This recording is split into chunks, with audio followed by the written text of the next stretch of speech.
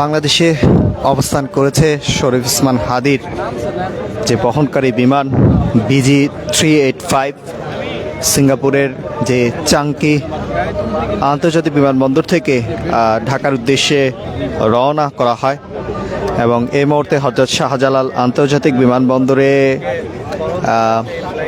ফ্লাইটটি কিন্তু আসলে এই মুহূর্তে 2টা 3 মিনিটে কিন্তু আসলে দেশের উদ্দেশ্যে বাংলাদেশের উদ্দেশ্যে কিন্তু আসলে রওনা দেন এবং এর পরিপ্রেক্ষিতে কিন্তু আসলে এই মুহূর্তে বাংলাদেশের যে হযরত শাহজালাল আন্তর্জাতিক বিমানবন্দরে অবস্থান নিয়েছে। আমরা দেখতে পাচ্ছি যে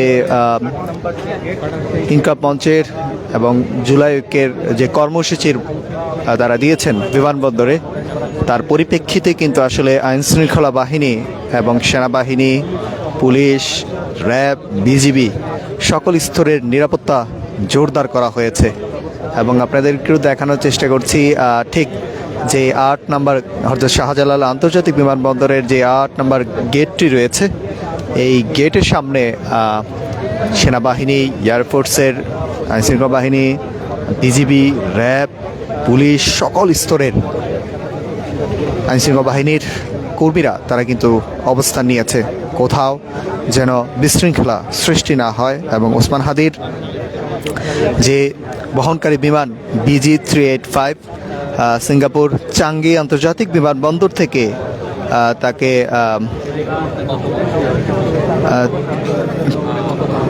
চাঙ্গি আন্তর্জাতিক বিমানবন্দরে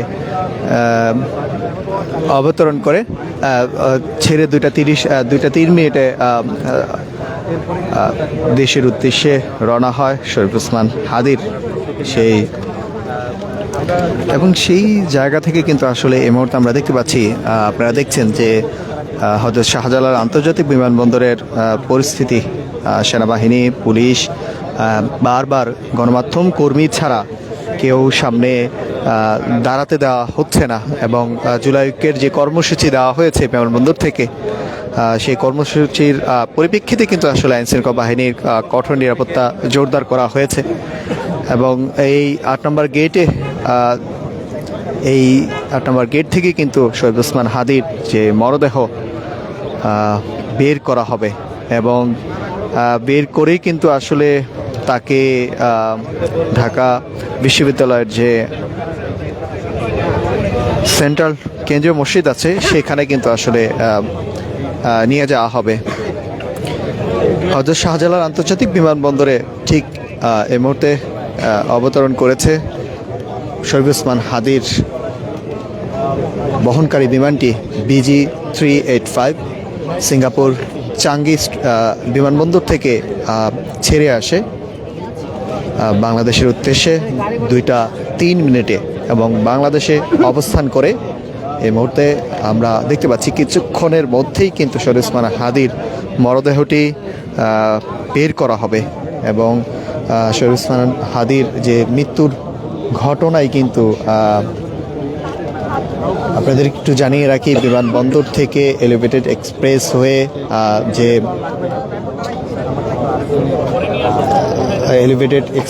হয়ে যে মগবাজার, দোল চত্বর, ঢাকা বিশ্ববিদ্যালয়, কেন্দ্রীয় যে সেন্ট্রাল মসজিদ রয়েছে সেখানে কিন্তু শরীফ ওসমান হাদির মরদেহটি নিয়ে যাওয়া হবে।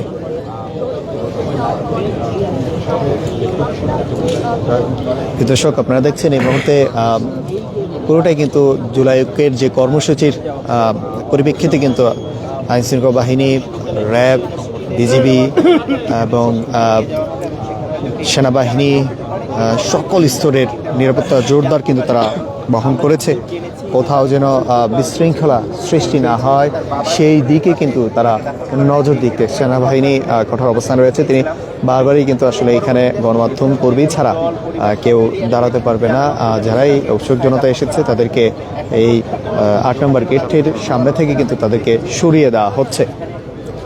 দর্শক, আরেকটি বিষয় আপনাদেরকে জানিয়ে রাখি যে শরীফ ওসমান হাদির যেই মৃত্যুর ঘটনায় যারা মূল আসামি তারা ভারতে পালিয়ে যায় এবং তাদেরকে খুব দ্রুতই দেশে এনে বিচারের আওতায় আনার জোরদার করেন শিক্ষার্থীরা এবং উৎসুক জনতা এবং সেই জায়গা থেকে কেন্দ্র করে আমরা যদি একটু জানিয়ে রাখি, শরীফ ওসমান হাদির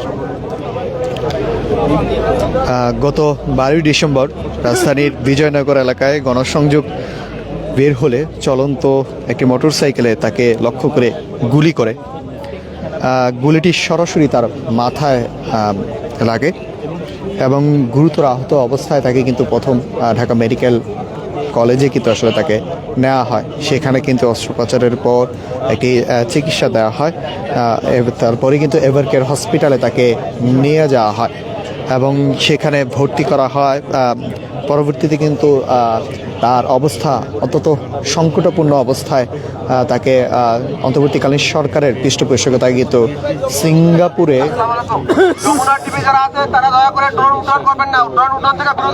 এবং মাইকে অ্যানাউন্সমেন্ট করা হচ্ছে যে হযরত শাহজালাল আন্তর্জাতিক বিমানবন্দরে যে একটি অ্যাম্বুলেন্সও কিন্তু আসলে দেখা যাচ্ছে যে অ্যাম্বুলেন্সটিও ভিতরে প্রবেশ করেছে। আসলে এই অ্যাম্বুলেন্স করেই কি আসলে তার মরদেহটি কি নিয়ে যাওয়া হবে কিনা বা অথবা লাশবাহী গাড়িতে নিয়ে যাওয়া হবে কিনা সেটাও কিন্তু আসলে দেখার বিষয়। ভিতরে একের পর এক গাড়ি প্রবেশ করছে। কিছুক্ষণ আগেও কিন্তু আপনাদেরকে লাইভে সরাসরি দেখানোর চেষ্টা করেছিলাম যে ওসমান হাদির এই বাংলাদেশে আসার পরিপ্রেক্ষিতে জুলাই ঐক্য তাদের যে কর্মসূচির ডাক, সেই কর্মসূচির ডাকের পরিপ্রেক্ষিতে কিন্তু আইনশৃঙ্খলা বাহিনী, সেনাবাহিনী, পুলিশ, র্যাব, বিজিবি 4 স্তরের আইনশৃঙ্খলা বাহিনী তার নিরাপত্তা জোরদার করেছে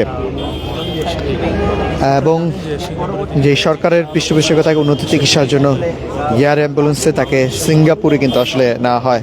তবে সব প্রচেষ্টা ব্যর্থ করে দিয়ে কিন্তু চিকিৎসাধীন অবস্থায় বৃহস্পতিবার রাতে তিনি কিন্তু না ফেরার দেশে পাড়ি জমান।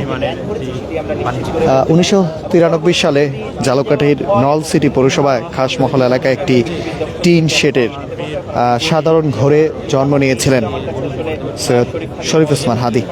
বাবা মাওলানা আব্দুল হামিদ ও মা তাসলিমা হাদির 6 সন্তানের মধ্যে তিনি ছিলেন সবার ছোট সন্তান।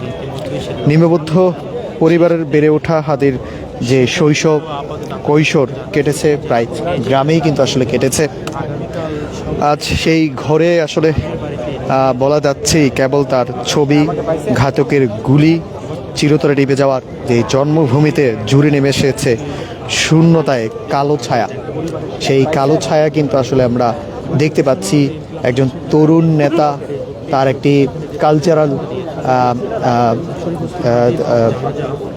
একটি কালচারাল ফিক্ট রয়েছিল এবং সেই কালচারাল সেন্টারে কিন্তু তিনি কিন্তু একটি সুন্দর সুষ্ঠু একটি সংস্কৃতি কিন্তু আসলে তার মধ্যে দেখা দিয়েছিল। তার যেই কণ্ঠ, সেই কণ্ঠ কিন্তু ধীর কণ্ঠ প্রতিচ্ছবি, সেটা কিন্তু আসলে নজর কেড়েছিল বাংলাদেশের বেশ বহু মানুষের কাছে। এবং অন্তর্বর্তীকালীন সরকার তিনি জাতির উদ্দেশ্যে ভাষণে শরীফ ওসমান হাদির ছেলের সকল ভার বহন তিনি করবেন, এমনটা কিন্তু অন্তর্বর্তীকালীন সরকার বলেছেন, ঘোষণা দিয়েছেন। এবং শনিবার শোকের দিন হিসাবে পালন করার জন্য অন্তর্বর্তীকালীন সরকার তিনি কিন্তু আসলে বলেছিলেন। এবং শৈশব থেকেই কিন্তু হাদি ছিলেন অন্যায়ের বিরুদ্ধে প্রতিবাদের এক ধীর কণ্ঠস্বর। তার পরিবার বলছিলেন, তার পরিবার থেকে কিন্তু তারা বলছিলেন যে ছোটবেলা থেকেই কিন্তু আসলে অন্যায়ের বিরুদ্ধে তিনি প্রতিবাদের এক ধীর কণ্ঠস্বর ছিলেন। এবং তিনি নেসারাবাদে NS কামিল মাদ্রাসা থেকে দাখিল ও আলিম সম্পূর্ণ করেছিলেন এবং তিনি উচ্চশিক্ষার জন্য ঢাকা বিশ্ববিদ্যালয়ে অধ্যয়ন করেন। স্বজনদের কাছে তিনি যেমন ছিলেন স্নেহের মানুষ, তেমনি গ্রামবাসীর কাছে কেবল একটি নাম নয়, 24-এর গণ অভ্যুত্থানের নেতৃত্ব দেওয়া এক সাহসী প্রতিচ্ছবি। তার এই কণ্ঠ প্রতিচ্ছবিতে সাধারণ শিক্ষার্থীরা তারা কিন্তু ওসমান হাদিকে বেশ ভালোবাসত।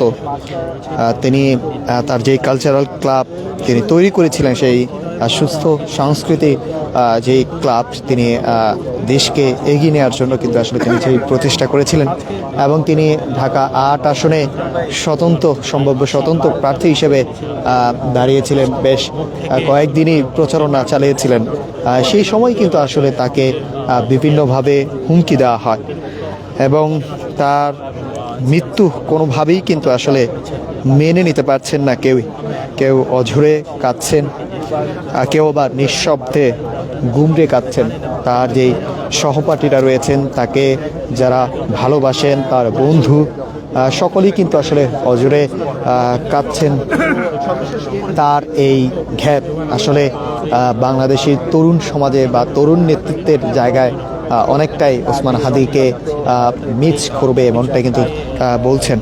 এবং এদিকে বৃহস্পতিবার রাতে এক বার্তায় জুলাই ঐক্য জানায় শহীদ ওসমান বিন হাদির ওসমান হাদির যে মৃত্যুর শুক্রবারে সারা দেশে সকল মসজিদে বাদ জুমা এবং বিশেষ দোয়া এবং কফিন মিছিল কর্মসূচি আহ্বান জানানো। সেই কফিন মিছিল কর্মসূচির জানানোর পরেই কিন্তু আসলে আইনশৃঙ্খলা বাহিনীর বেশ নিরাপত্তা জোরদার করা হয়েছে। সেনাবাহিনী খুব নজরে রেখেছেন কোথাও যেন বিশৃঙ্খলা সৃষ্টি হয় সেই দিকে তারা দেখবেন। এবং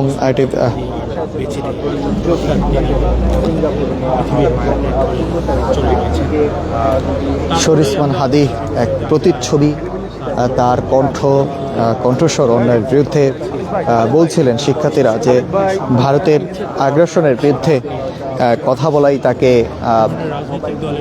হত্যা করা হয়েছে, এই হত্যা পরিকল্পিত হত্যা, এমনটা কিন্তু বলছেন স্বরাষ্ট্র উপদেষ্টা, আইন উপদেষ্টাকে শিক্ষার্থীরা কিন্তু দোষারোপ করে তাদেরকে বারবার বলছেন যে হুঁশিয়ারি দিচ্ছেন ভারত থেকে যারা পালিয়ে গেছে তাদেরকে অতি দ্রুতই দেশে এনে বিচারের আওতায় আনতে হবে, এমনটা কিন্তু তারা হুঁশিয়ারি দিয়েছেন। এবং তিনি তার যখন মৃত্যুর খবর আসে তখনই আসলে একটি নিস্তব্ধ দুপুর, ভেজা চোখ আর স্তব্ধ অপেক্ষা প্রিয় মানুষটিকে শেষবারের মতো দেখার আকুতি নিয়ে আজ আকাশপথে দেশে ফিরছে শহীদ শরীফ ওসমান হাদি। তাকে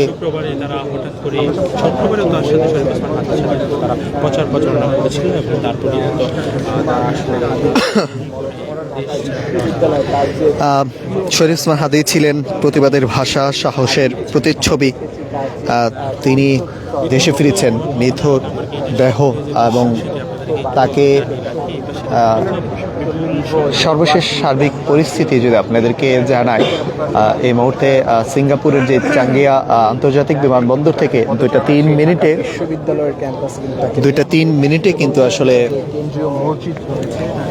2টা 3 মিনিটে ঢাকার উদ্দেশ্যে রওনা করে এবং কিছুক্ষণের আগেই কিন্তু আসলে এই বিমানবন্দরে অবস্থান করেছে হাদির যে বহনকারী বাণিজ্যিক ফ্লাইটে তার বহন করা মরদেহ, সেটি কিন্তু হযরত শাহজালাল আন্তর্জাতিক বিমানবন্দরে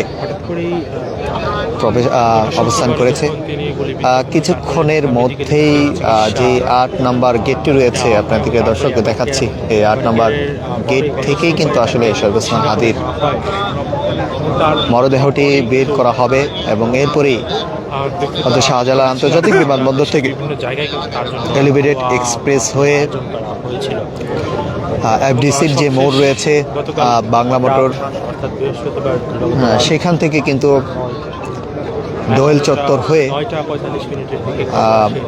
টিএসসিতে ঢাকা বিশ্ববিদ্যালয়ের যে কেন্দ্রীয় মসজিদ রয়েছে সেখানে তার এই মরদেহ নিয়ে যাওয়া হবে। এবং যতটুকু জানতে পেরেছি যার মরদেহটি জাতীয় স্বাস্থ্য ইনস্টিটিউটে নিয়ে যাওয়া হবে পরবর্তীতে, তেমনটি আসলে আমরা বিভিন্ন সূত্র থেকে, গণমাধ্যমের সূত্র থেকে জানতে পেরেছি।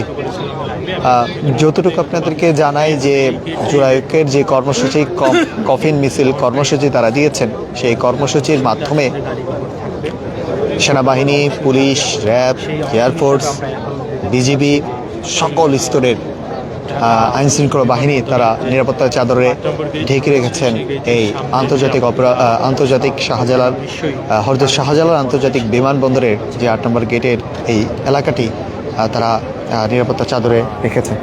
কোথাও যেন বিশৃঙ্খলা সৃষ্টি হয় কিনা সেই দিকেও তারা কিন্তু আসলে নজর দিচ্ছেন।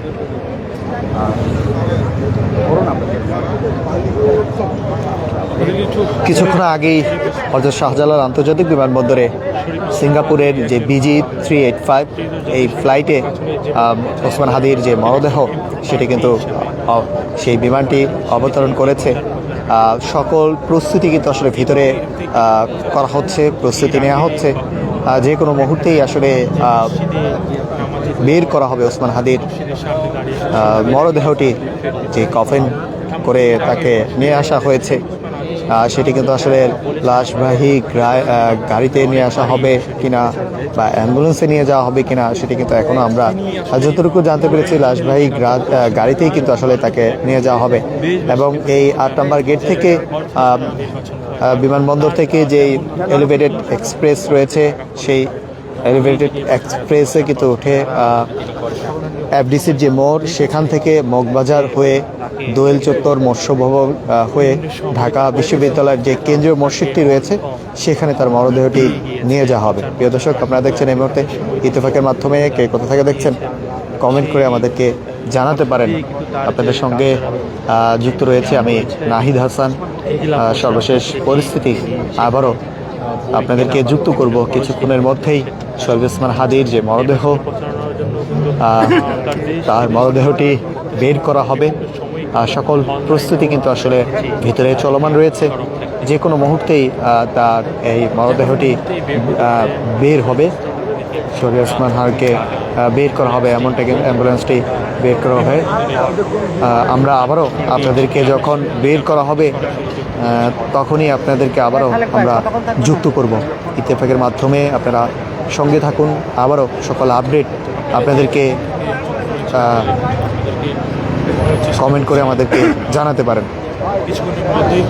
সঙ্গে রয়েছি আমি নাহিদ হাসান। আবারও আপনাদেরকে ইত্তেফাকের মাধ্যমে যুক্ত করব, হযরত শাহজালাল আন্তর্জাতিক বিমানবন্দর থেকে আপনাদেরকে যুক্ত করব।